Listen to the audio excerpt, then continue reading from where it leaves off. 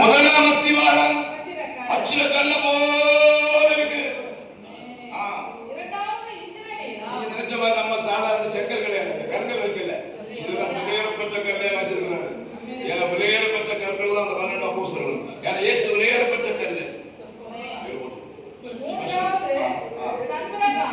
சந்திரகாந்தம், நான்காவது மரகதம், ஐந்தாவது வாசித்த கல்லை ஏதாவது பார்த்துருக்கீங்களா? நான் பார்த்தது, நீங்க பார்த்தது இதெல்லாம் பார்க்கணும். டூரிஸ்ட் இதுதான் டூர்ல சும்மா அவங்க கோயிலுக்கு அதை பார்த்து இருக்கிறத பார்த்து டூர் செத்த நார்த்தம் இந்த மாதிரி ரத்னங்களை பாருங்க, கற்களை கடையில் இருக்குதா சரி செக் பண்ணி பாருங்க. ஐயா மரகதம் உங்க கடையில் இருக்கா? நான் கடையில் ஒன்றும் மாடல் பார்க்கலாம். பார்த்து வேண்டாட்டவங்களை பிடிச்சி ஒன்றும் வேங்க வைக்க மாட்டான்.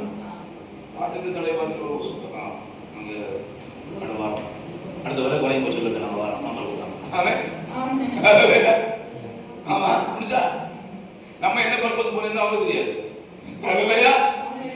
அடுத்த வாசிக்க கோமேதகம், பத்மராகம், ஸ்வர்ணரத்னம், படிகப்பச்சை,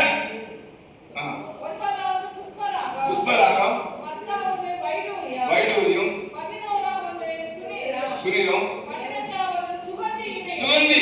இந்த மாதிரி பேர்களை எங்கேயாவது கேள்விப்பட்டீங்களா? கன்னியாகுமரி மாவட்டத்தில் நிறைய பேர்